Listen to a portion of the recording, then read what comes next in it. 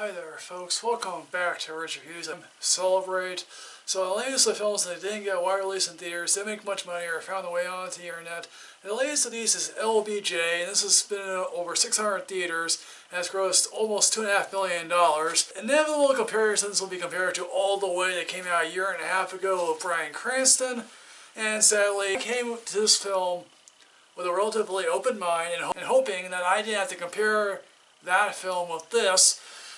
Sadly, that wasn't the case because every single moment of LBJ, I'm thinking to myself, wow, All the Way does this remarkably better. So Woody Harrelson, whose makeup job is the definition of actually being wooden, plays LBJ, and this jumps back and forth to at least one point during his early days as Senate Majority Leader and he wants to become president but doesn't actually campaign on becoming president. And at least at one point, one of his aides says, well, how can I advocate for a guy who clearly has no interest in running for president?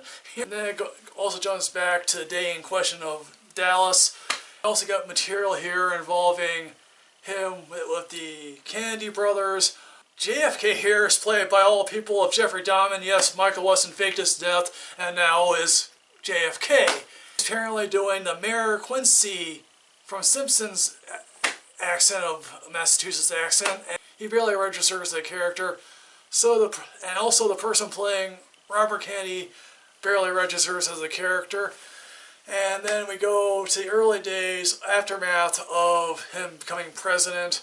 The Kennedy administration tries to get Southern leaders on board as a civil rights movement. As I said earlier in this review, quite frankly, everything suffers in comparison to All the Way. And if I had seen another scene of Johnson holding a meeting while he's in the bathroom with the door open, it's like, okay, that wasn't particularly funny. And The Butler, I mean, it was kind of amusing in All the Way. But I just sort of sat myself thinking, why was this scene needed? I mean, the only person here who looks like he's having fun is Richard Jenkins as Bob Russell of Georgia, who's clearly a segregationist. You know, early on, he's like, hooray, we have a Southern president since possibly Woodrow Wilson. The only good thing about this film is the back and forth between Jenkins and Harrelson. But even then, Jenkins suffers in comparison to Frank Langella, who gave a better performance in All the Way. There's a brief mention of Vietnam here. Hoover's not in this thing, so I guess maybe that's better. Again, I can't think of the last time Woody Harrelson gave such a lackluster performance. I mean, as much as I hated Wilson, he at least gave a performance there, one that I didn't particularly care for. But again, I can't think of the last time he gave such a boring performance. Now, if you can name a film where he gave a boring performance last time around, please put in that comment box below. But it's like everyone here looks like they're going through the motions of saying, "Hey, look, we're in an LBJ film." You know, when it comes to Rob Reiner, I'm thinking to myself, it's time to pull up the camera here, God, man. It's like, you know, being Charlie was like, okay, I liked 2/3 of it, and then it went off the rails. There's as if two Rob Reiners have been showing up and they're competing for who the actual Rob Reiner is.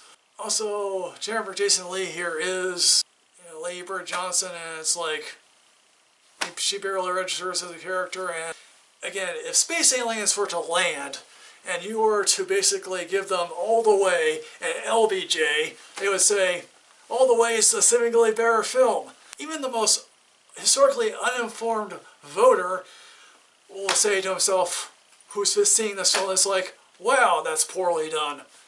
So what I'm going to say here, folks, in the end, LBJ is one of those films that is like, I don't know why it was made, I don't know why this exists, other than to give Harrelson a paycheck. So what I'm going to do here, and I'm going to be generous for some really weird reason, because I gave out my worst of the year list. So what I'm going to say here, this to me is, and only see it when you're drunk. And also the fact, yes, he can curse, so what?